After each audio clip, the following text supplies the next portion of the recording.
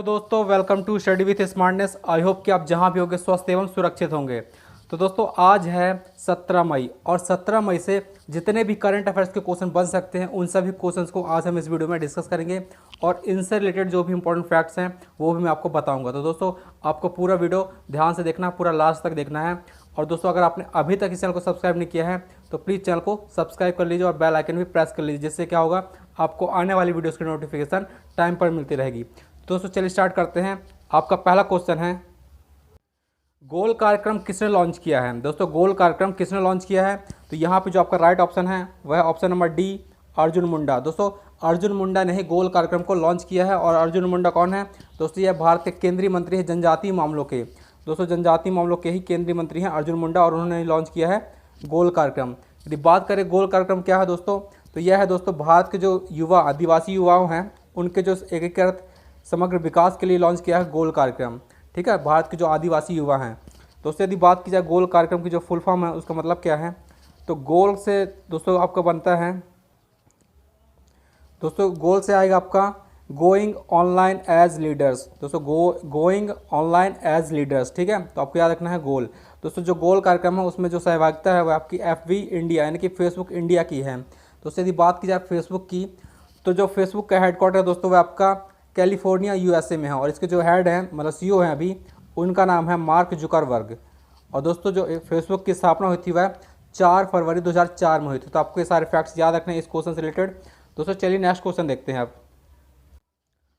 Corona virus pandemic के बीच भारत के कोविड-19 के खिलाफ लड़ने के लिए यूनाइटेड वी फाइट एक गीत किसने रिलीज किया है। तो दोस्तों यहाँ पे जो आपका राइट आंसर है वह है ऑप्शन नंबर डी, भारतीय सांस्कृतिक संबंध परिषद। दोस्तों भारतीय सांस्कृतिक संबंध परिषद ने लॉन्च किया है इस गीत को, जो कि है यूनाइटेड वी फाइट। दोस्तों इसमें भारत के जितने भी जाने माने सिंगर्स हैं उन सभी ने इसमें पार्टिसिपेट किया है। ठीक है, और इसको दोस्तों विदेश मंत्रालय जो भारत का उसने पूरी दुनिया को समर्पित कर दिया है यह सॉन्ग, जो कि है यूनाइटेड वी फाइट। दोस्तों यहाँ पर जो टर्म यूज हुई है भारतीय सांस्कृतिक संबंध परिषद यानी कि ICCR, इंडियन दोस्तों Indian council for cultural relation. दोस्तों Indian council for cultural relation, तो आपको याद रखना है। यदि बात करें ICCR की, तो इसकी जो स्थापना हुई थी दोस्तों वह हुई थी आपकी 9 अप्रैल 1950 को। इसकी जो स्थापना की थी वह अबुल कलाम आज़ाद ने की थी। ठीक है, अबुल कलाम आज़ाद। दोस्तों इसका जो हेडक्वार्टर है वह आपका नई दिल्ली में स्थित है और इसके जो अभी वर्तमान में अध्यक्ष हैं उनका नाम है विनय प्रभाकर सहस्त्रबुद्धे। विनय प्रभाकर सहस्त्रबुद्धे इसके अभी अध्यक्ष है। दोस्तों चलिए आप नेक्स्ट क्वेश्चन देखते हैं, इससे यही सब इंपॉर्टेंट फैक्ट्स हैं। नेक्स्ट है आपका सर्वश्रेष्ठ गीत वेयर इज़ द लव के लिए ग्रैमी पुरस्कार जीतने वाले व्यक्ति का नाम क्या है। दोस्तों सर्वश्रेष्ठ गीत जो वेयर इज़ द लव का जो ग्रैमी पुरस्कार जीता उसको, उनका हाल ही में निधन हो गया, उनका नाम बताना है आपको। तो यहाँ पे जो आपका राइट ऑप्शन है दोस्तों वह है बेटी राइट। दोस्तों बेटी राइट का ही जो सॉन्ग था वेयर इज़ द लव, और उसके लिए इन्होंने जीता था ग्रैमी अवार्ड। इनका हाल ही में निधन हो गया है दोस्तों इनका जो ओरिजिनल नाम था, इनका जो नाम था पूरा वह था बेसी रेजिना नॉरिस। बेसी रोजिना नॉरिस इनका जो ओरिजिनल नाम था। और दोस्तों इनको ग्रैमी अवार्ड 23 वर्ष की आयु में मिला था। 23 वर्ष की आयु में मिला था जिनको अवार्ड। दोस्तों यदि जो ग्रैमी अवार्ड है वह संगीत के क्षेत्र में पूछा जाता है एग्जाम में कि ग्रैमी अवार्ड है जो किस क्षेत्र से बिलोंग करता है, तो आपका संगीत के क्षेत्र से बिलोंग करता है। और जो ग्रैमी अवार्ड की स्थापना हुई थी दोस्तों वह जो सबसे पहली बार प्रदान किया गया था वह 1959 में किया गया था। ठीक है, तो इस क्वेश्चन से आपको इतने सारे फैक्ट्स याद रखने हैं। चलिए अब नेक्स्ट क्वेश्चन देखते हैं। नेक्स्ट है पूर्व राष्ट्रमंडल स्वर्ण पदक विजेता भारतीय मुक्केबाज को राष्ट्रीय एंटी डोपिंग एजेंसी के अनुशासन पैनल में पुनः शामिल किया गया है। तो आपको बताना कि किसको पुनः शामिल किया गया है। तो यहाँ पे जो आपका राइट आंसर है दोस्तों वह ऑप्शन नंबर डी, जो कि है अखिल कुमार। दोस्तों अखिल कुमार को ही शामिल किया गया है जो कि नाडा के अनुशासन पैनल में दोबारा। ठीक है, अखिल कुमार को। दोस्तों अखिल कुमार कौन है, तो वह ACP हैं दोस्तों गुरुग्राम हरियाणा के। ठीक है, और दोस्तों इनको 2005 में मुक्केबाजी के क्षेत्र में अर्जुन अवार्ड भी मिल चुका है। 2005 में इनको अर्जुन अवार्ड मिला है और इनको ही अनुशासन पैनल में दोबारा से शामिल किया गया है।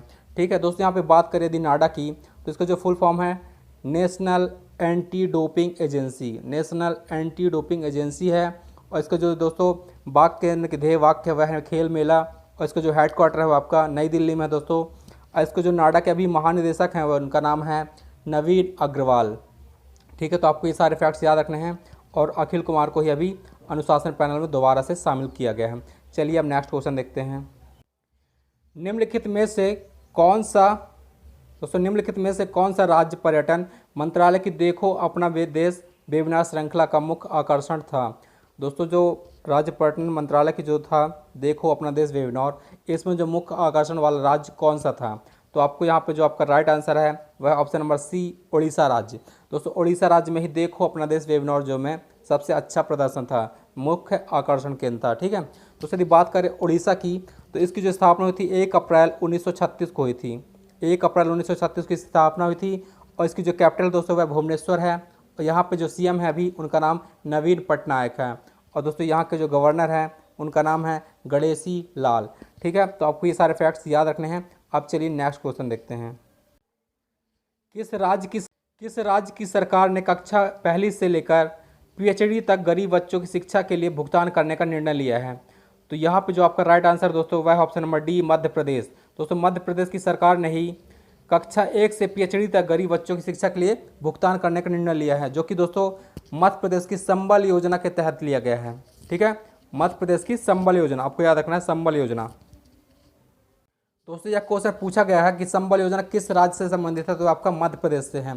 तो यदि बात करें मध्य प्रदेश की तो इसकी जो स्थापना हुई थी 1 नवंबर 1956 को हुई थी, 1956 को हुई थी। ठीक है, और दोस्तों इसका जो दोबारा पुनर्गठन हुआ था वह 2000 में हुआ था, जब इससे अलग होकर छत्तीसगढ़ बना था। दोस्तों जब इसकी स्थापना हुई थी 1956 में, तब यह भारत का सबसे बड़ा राज्य कहलाता था क्षेत्रफल में, और जब ये 2000 में इसके छत्तीसगढ़ अलग हो गए, 14 जिलों इससे अलग कर दिए गए थे, तो दोस्तों उसके बाद यह है दूसरे नंबर पर आने लगा है क्षेत्रफल के अकॉर्डिंग। ठीक है, तो दोस्तों इसके अभी वर्तमान में यहाँ की जो कैपिटल है उसका नाम भोपाल है और यहाँ पे जो सीएम है दोस्तों वह शिवराज सिंह चौहान है और यहाँ पे जो गवर्नर है उनका नाम लालजी टंडन है। तो आपको याद रखना है सारे फैक्ट्स। अब आगे नेक्स्ट क्वेश्चन देखते हैं।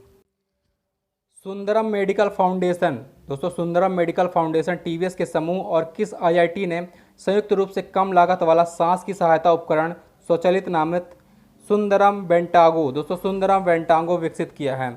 तो यहाँ पे जो आपका राइट आंसर है वह है option number B IIT Madras. दोस्तों आईआईटी मद्रास ने ही यह विकसित किया है, जिसका नाम है सुंदरम वेंटागो, जो कि आईआईटी मद्रास के सहयोग से टीवीएस ने। ठीक है, तो यदि बात करें टीवीएस समूह की तो इसकी जो स्थापना हुई थी 1911 में हुई थी। दोस्तों इसकी जो स्थापना की थी वह टीवी सुंदरम अयंगर ने की थी, टीवी सुंदरम अयंगर ने, और इसका जो हेडक्वार्टर है टीवीएस का वह चेन्नई में है। ठीक है, और दोस्तों बात करें मद्रास की, आईआईटी मद्रास की, तो इसकी जो स्थापना हुई थी 1959 में हुई थी दोस्तों, और यह भी आपके चेन्नई में ही है, तमिलनाडु में, और इसके जो अभी सभापति हैं उनका नाम है MM शर्मा। ठीक है, आईआईटी मद्रास के जो सभापति हैं उनका नाम है MM शर्मा। अब नेक्स्ट क्वेश्चन देखते हैं। किस विश्वविद्यालय के खगोलविदों ने एक नया दुर्लभ सुपर अर्थ ग्रह खोजा है? तो दोस्तों यहाँ पे जो आपका राइट आंसर है वह है ऑप्शन नंबर सी कैंटरबरी विश्वविद्यालय। दोस्तों कैंटरबरी विश्वविद्यालय के जो खगोलविद हैं उन्होंने ही एक दुर्लभ सुपर अर्थ ग्रह की खोज की है। ठीक है, यदि बात करें कैंटरबरी जो विश्वविद्यालय वह कहाँ है, तो दोस्तों ये आपका न्यूजीलैंड में है, न्यूजीलैंड में दोस्तों, और इसकी जो स्थापना हुई थी वह 1873 में हुई थी, 1873 में। तो आपको याद रखना है। ठीक है, और दोस्तों जो न्यूजीलैंड का नाम याद रखना आपको, क्योंकि यह कैंटरबरी विश्वविद्यालय न्यूजीलैंड में ही है। चलिए नेक्स्ट क्वेश्चन देखते हैं। कोविड-19 के प्रचलन की निगरानी के लिए दोस्तों ICMR ने किस संगठन के साथ चयनित जिलों में जनसंख्या आधारित सेरो सर्वे शुरू किया है? दोस्तों सेरो सर्वे शुरू किया है ICMR ने किस संगठन के तहत? तो दोस्तों किस संगठन के साथ? तो यहाँ पे जो आपका राइट आंसर है वह ऑप्शन नंबर सी, जो कि है रोग नियंत्रण के लिए राष्ट्रीय केंद्र, इसको दोस्तों NCDC।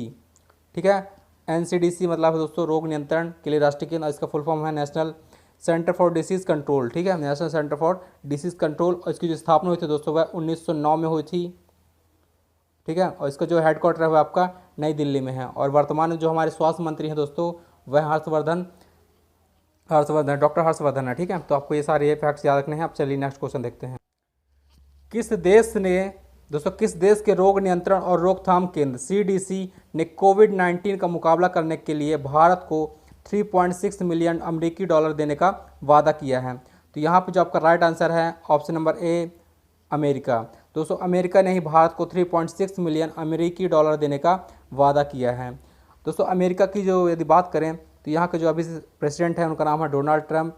यहाँ की जो कैपिटल है वाशिंगटन डीसी। जो दोस्तों वाशिंगटन डीसी में जो डीसी शब्द आता है वह होता है डिस्ट्रिक्ट ऑफ कोलंबिया, ठीक है, जो कि दोस्तों पोटोमैक नदी के किनारे है। वाशिंगटन डीसी है जो पोटोमैक नदी के किनारे है।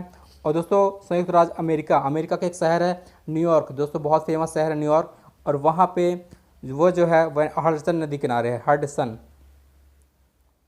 ठीक है।